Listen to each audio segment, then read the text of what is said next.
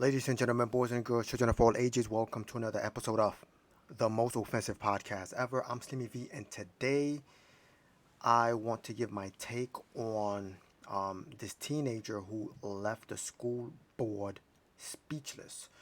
Now, people don't really understand this whole critical race theory business that we have going on in our schools. This whole critical race theory basically is looking at history through the lens of race, right? It's basically making white people feel guilty for the past and just really being one-sided about certain things. And they are leaving certain aspects of history that involve blacks uh, in a negative way, right?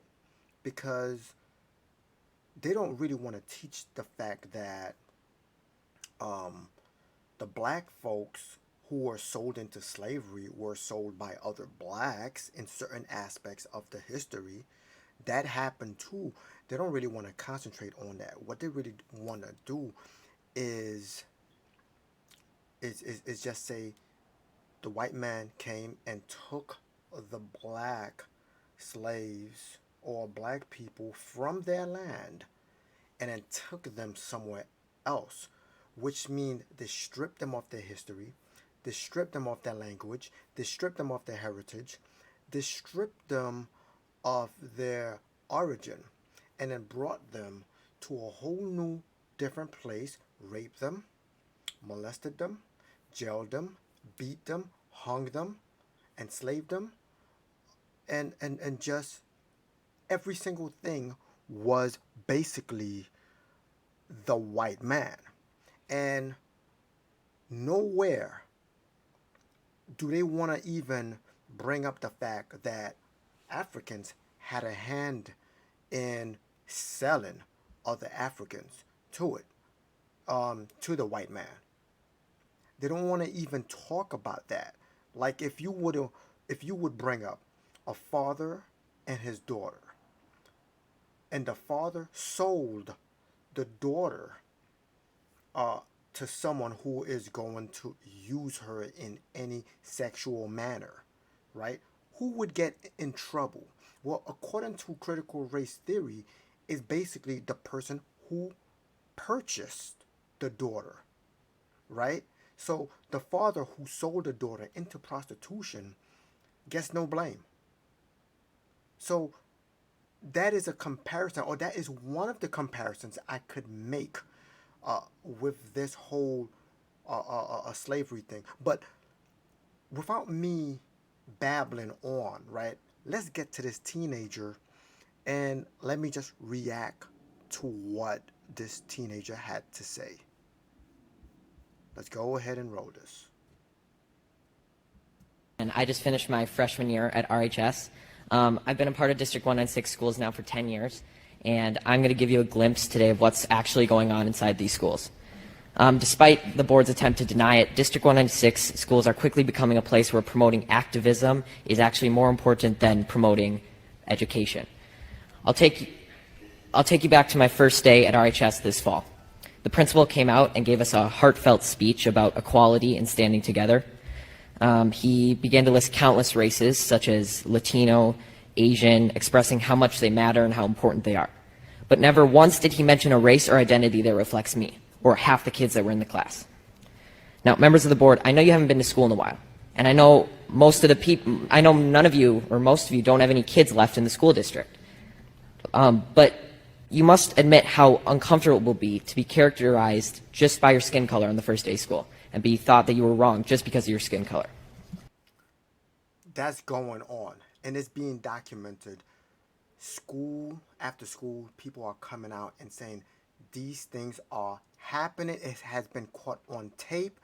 When I do gather those type of information, I will produce and do a reaction to those things that are being secretly recorded. So it's it's crazy, but it's happening. So I'll never forget the look one of my friends gave me. from across the room as we were sitting there listening to this blatant bias being expressed in the so-called equity statement by the leader of our school. If you understand equity and what it means, it's basically, let's just say something like you are starting in the same place regardless of your skills or talent. Okay? So equality, okay, not equity, equality means you're given, um, how would I say it? The same, oh, okay, yeah. So I'm losing my train of thought. Like the word equality means okay, you have the same rights as everyone. You're going to start in the same place as everyone else. You're gonna begin at the start line, and you're gonna run the race like everyone else. You're gonna have the same leverage as everyone else in going to certain schools. All right, so you're gonna have to compete in an equal lane. Okay, that's equality. Equity means that they're going to give black people a boost, regardless they are, regardless they deserve it. Okay, so that's equity. Okay, so that's like the difference between equality and equity. All right, let's listen to what he had to say. And the reason why I'm doing this reaction video is I did hear a lot of people reacting to this, and I didn't quite hear what he had to say.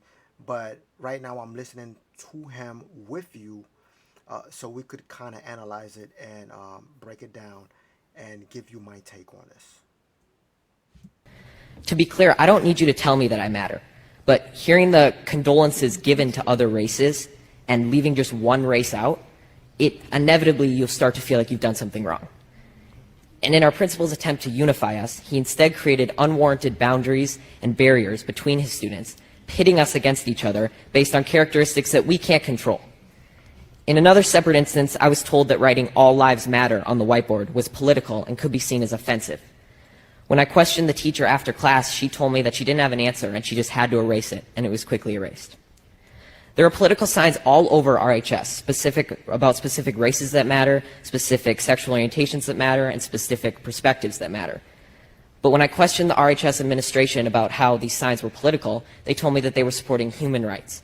So when I questioned why the equity statement couldn't represent all students, they told me that to even ask that question was outlandish and offensive.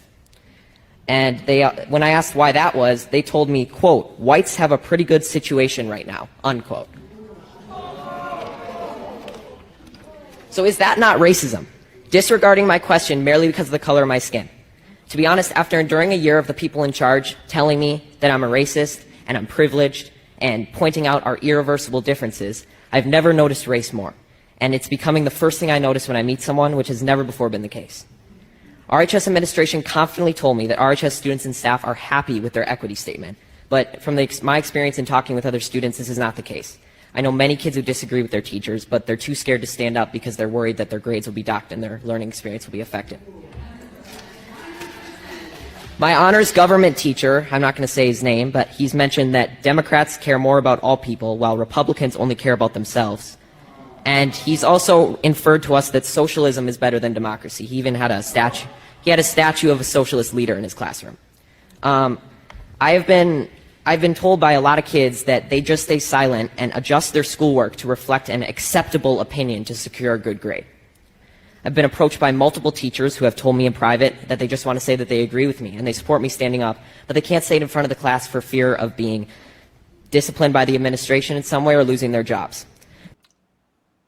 Basically, these teachers, whether white or black, if they black and they share some type of opinion, they will get labeled a coon, an Uncle Tom, a race traitor. And if they're white and they share that opinion, they will get labeled a racist. So the way the Democrat system and leaders and government have this thing set up is by word play. They are masters of the wordplay. You basically can't say what you feel. If you're black, you'll be labeled a traitor to your race. If you're white, you'll be labeled a racist. So you can't, it's like that freedom of speech has a cost. And I will urge everyone, whether white or black, who cares? They call you a racist, who cares? Speak the truth. All right? Because, I mean, I'm the first one. I will call out. If I feel or I see that you are being racist, I'll be like, you're racist. I will straight out call it out. If you're black and I feel like, okay, you're siding with a racist, I will call it out and be like, yeah, you are a traitor. Right? And I feel a lot of those black people in the Democrat, I feel like they are traitors because they're afraid to speak the truth. So what? They call you a coon. That's just a word that they use on you to prevent you from speaking your mind. You can't be enslaved to words. We got to take back our freedom of speech and then speak our mind. Speak truth. Ain't nothing better than truth. Let's continue.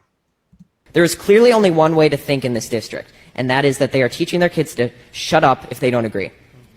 Now, members of the board, I want you to take a good look at yourselves in the mirror tonight and ask, are you really standing up for the equality of all people, or are you just pushing a damaging political ideology on our students? A fellow coworker at my job, who by the way is of color, discreetly told me that the schools seem to be pushing a very leftist agenda in class. I'm telling you, this is how the Democrats get people. This wordplay. I'm telling you, watch. The next time you have a debate with somebody, watch the words they use and how they use it. And I'm telling you, it's actually, it's sad to say this, but the Democrats are genius when it comes to this type of stuff. Let's make him feel like he's a traitor by saying this when it comes to a discussion about slavery. Like there's certain things that you can't say and that you cannot ever bring up. Like at the beginning when I spoke about how Africans helped in selling their own kind. They were conquering each other. Right? And you can't really bring that stuff up because if you do, you're an Uncle Tom. Even though it's like, okay, it's a reality. It happened. Holy smokes. Black people was selling blacks. It happened. It's a historical fact. No, you cannot bring that up. That's, yeah, but who did it worse? We're not even talking about who did it worse. We're talking about it happened. I'm sorry. Is it not a fact? Okay? Is it not a fact that Indians were enslaving Indians? Is that not a fact? Is that not a fact that whites were enslaving whites? What do you think the word slave came from? The word Slavic. White people were enslaved, and that's where that word originated from. Like, there's certain things that we cannot bring up because you will be called an Uncle Tom. And the same fact is even an Uncle Tom originated from something good, right? But they somehow managed to make it bad. Boy, I'm telling you, if you really don't know your history, you will destroy yourself. Let's continue. This proved that not everyone is happy with your school, and not everyone who isn't happy is white. Now, due to all these instances I've mentioned and many more that I can't fit in this 5-minute speech, I've decided to leave this district and continue school on a private Christian school online. And screw them. Screw this school. You just lost a perfectly intelligent student. That's your loss. Peace, right? And there will be sacrifices, and I will not get to walk in the graduation ceremony or attend milestones at RHS, but I will be Graduations, ceremonial type of stuff, right? That's overrated. Let's get that clear. It's overrated. able to learn in an environment that is not intent on punishing me daily for my skin color and political views. Now, regardless how you take my speech, whether you just shrug it off as malarkey or Fox News talking points, I encourage you to think about it, because someday I'm going to be a leader. I may be the president, a governor, or just a professional golfer, but I will never stop believing that everybody has value, no matter their skin color or personal beliefs, and it's a shame that you're not going to be able to say that I was an alumni of RHS in District 196. Thank you. That's how you drop a mic. That's a mic drop right there. Just boom. Just walked off. Isn't That's gonna be a shame? I remember I went to a Catholic school growing up. I forgot there was a basketball player who went there, who played professional basketball. I think it was Mark Price. It may have been Mark Price, right? So he was there prior to us being there, but it was a prestige. It was an honor for him to say, "Oh wow, you're graduating the same school that Mark Price graduated from." So could you imagine he becomes somebody? I think he's already someone, and he's doing all these great things. How shameful is it going to be that he actually sat in the desk in that school, walked the halls of that school, and that school is not going to be able to say, "Oh wow, um, this intelligent kid, I don't even know his name. I need to know his name. Graduated from this school," right? They won't even be able to say that. So they won't be able to have that on their list. That sucked, right? For them. But good for this kid. You spoke your mind. You know, I think it was a great speech, well written, very well delivered. I applaud you for that. And we need more people standing up and coming out and really showing to the public what these schools are doing right now. Okay, this whole CRT crap, it's a scam. If you're gonna teach history, teach both sides, not just one side. Let's not make today's generation of white people feel guilty and continue to feel guilty for what may have been done by their, you know, predecessors and ancestors and stuff like that. Like what's the point? Like, where does it end? Where does it end? You know what I mean? So kudos to this kid. But we need more people speaking out. And then we need more black people speaking out. Man, we can't keep electing these leftist democratic people over and over and over again. Not that, you know, I want a full Republican uh, party to take over, right? We need to really hold their feet to the fire too. But right now, we need the Republicans to come in and really clean the mess that is being left on the floor by these Democrat leaders and officials.